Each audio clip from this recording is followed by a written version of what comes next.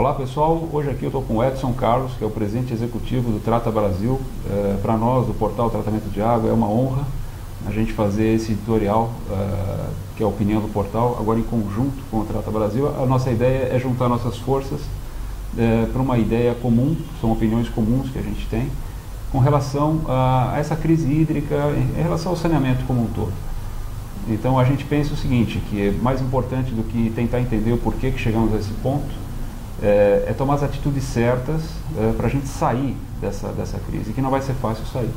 A sociedade vai ser exposta a uma prova de civilidade, a gente vai ter momentos difíceis de uma liberação de água muito pequena por per capita, então nós temos que elencar prioridades e agir.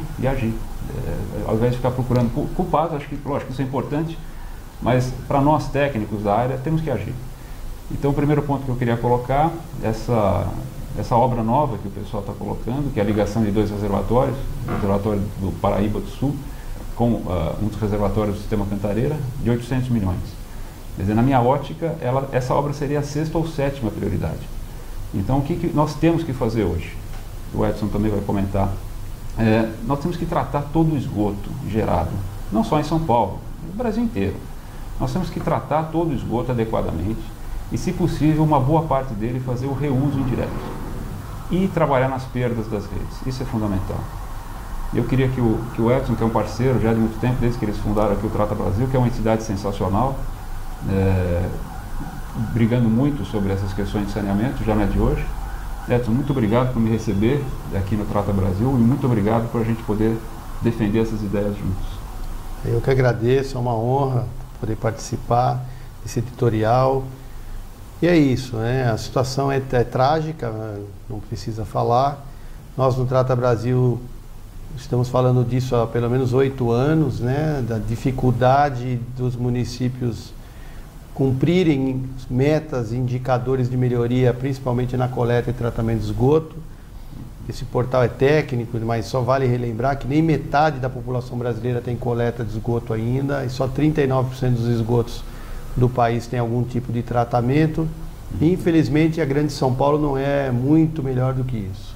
E, na melhor das hipóteses, nós estamos aí com a metade do esgoto tratado. Então, até que coleta avançou bem na região metropolitana, mas ainda precisamos avançar muito no que se refere ao tratamento de esgoto. Isso significa água perdida. Esgoto não coletado ou coletado e não tratado significa água perdida. Então, nesse momento de crise hídrica, nós somos obrigados a ver os rios urbanos levarem essa água embora sem nenhuma condição quase de uso, por causa do estado que a gente deixou os rios, com essa inoperância que os municípios tiveram com relação ao esgoto. Todo mundo se preocupou com a água, pouca gente se preocupou com o esgoto, e hoje a gente condena esse volume imenso de água a ser perdida, porque está num grau de degradação tão grande que não se permite utilizar. E avaliando o que você falou, realmente a gente concorda, a prioridade deveria ser um pacto nesse momento pelo tratamento de esgoto na região metropolitana. A gente tem municípios aqui que não tratam nem 10% do esgoto. Então, a gente está falando da cidade de São Paulo com mais ou menos metade, mas tem cidade que não trata 10%.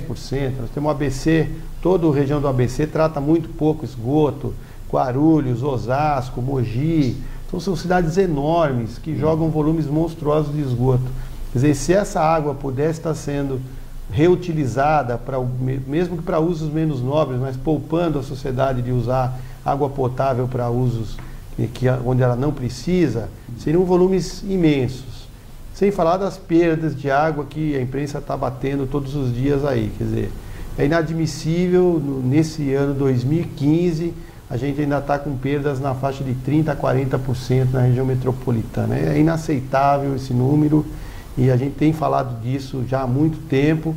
E se há um ponto positivo nessa crise, é justamente que a gente olhe além do horizonte. Até hoje a gente olhou somente a questão do volume de água que existe com as chuvas. Na verdade, esse é o menos importante. O planejamento, que deveria ser o mais importante, ficou para trás e hoje estamos tendo que correr, fazer obras aí que poderiam estar prontas há pelo menos 10 anos. E com relação a perdas, eu quero deixar claro para as pessoas não confundirem. Às vezes as pessoas ouvem um político falando, olha, a gente vai investir em controle de perdas. Pessoal, cuidado, perda é manutenção na rede. E isso serve para um falseamento de balanço das companhias. Então uma empresa não pode dar lucro se ela não gastou, se ela não teve uma despesa adequadamente colocada para manutenção da rede. Então controlar a perda não é investir não, isso é manutenção. Então as pessoas deturpam um pouco essa questão. Então tem que fazer. Então enquanto não fizer, não pode dizer que a empresa deu lucro. Isso é muito importante. Outra coisa fundamental, um estudo recente da Embrapa, do porquê o Cantareira, o sistema Cantareira, que é gigantesco, ficou na situação que ele está de secura, porque existe um déficit de cobertura vegetal, segundo esse estudo da Embrapa, de 30 mil hectares. Então, o fato de a gente ter acabado com a vegetação nativa, e não adianta repor com o eucalipto, a gente acabou com a vegetação nativa, a gente deteriorou a proteção do manancial. Então, hoje ele não consegue absorver água nem que chova. Então, se é para investir dinheiro, senhores governantes, por favor, coloquem na proteção dos mananciais, que vai gastar bem menos do que essa obra, na recuperação das redes e no tratamento de esgoto. Isso é o que tem que ser feito de forma prioritária, além do racionamento. Infelizmente, nós vamos ter que fazer racionamento, não é só aqui, é no Rio de Janeiro, é em Minas Gerais e é no Espírito Santo. Nós temos, Edson, cerca de 50 milhões de pessoas, contando a macrometrópole, Rio de Janeiro, Espírito Santo e Minas, que vão sofrer uma escassez hídrica. E são esses 50 milhões de pessoas, essa região, que é responsável por cerca de 70% do PIB brasileiro. Então você imagina o impacto não só de saúde pública, mas o impacto econômico que você vai ter nessa região. Nós estamos, uma parceria que a gente estabeleceu recentemente foi com a TNC, né, The Nature Conservancy, que tem um projeto muito interessante, que é o Movimento Água para São Paulo.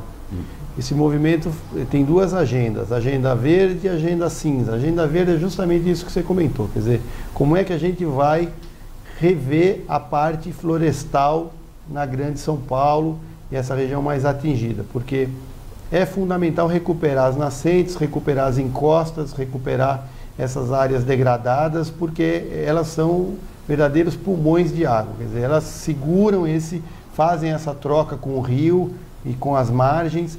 E isso, se você tem um lugar degradado, a água flui muito rápido e você perde essa água. Você não consegue reter essa água.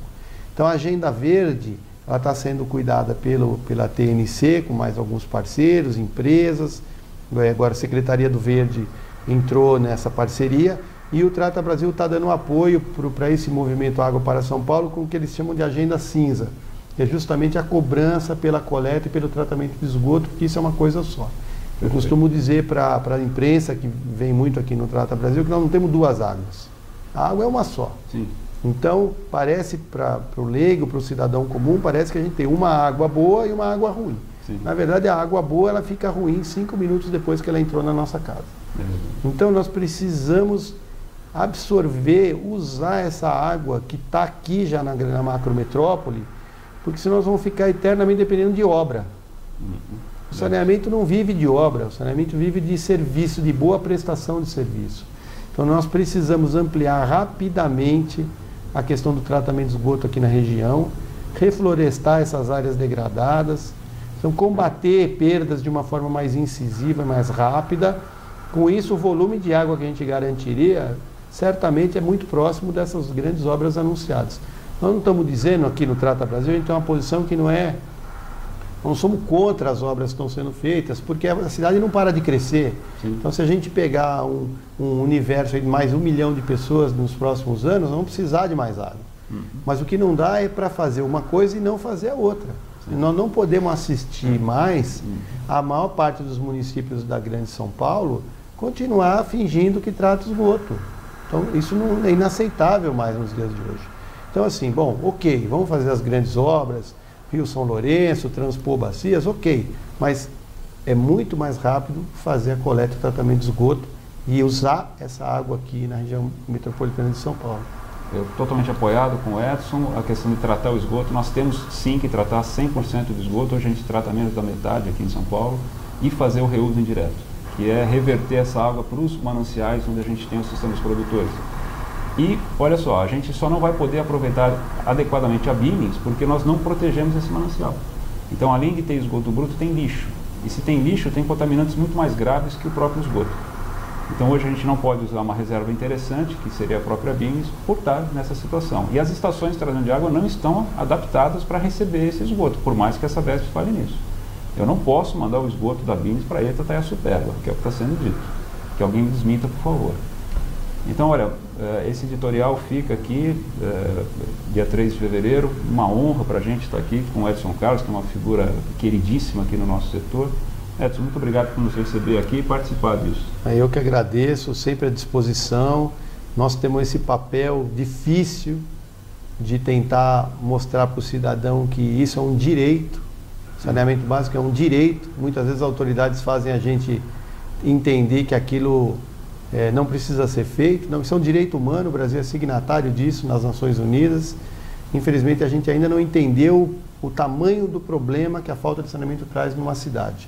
A gente está falando especificamente de São Paulo, que é até uma região mais bem atendida, mas nós aqui do Trata Brasil viajamos o Brasil inteiro e a gente vê o que é uma cidade não ter serviço de saneamento, como a gente viu em Porto Velho, como a gente viu em Belém do Pará, como a gente viu no Pantanal do Mato Grosso, dezenas de cidades que não cuidam do seu esgoto e transformando os seus rios no que a gente já conseguiu fazer aqui em São Paulo. Então é triste e esse é o nosso papel de denunciar esse tipo de descaso histórico que aconteceu e acontece com a questão do saneamento, para que as pessoas se conscientizem e priorizem isso na hora de eleger o seu candidato. A gente não pode mais assistir a esse discurso eterno de construir hospital. O hospital deveria ser a última coisa que um político deveria investir.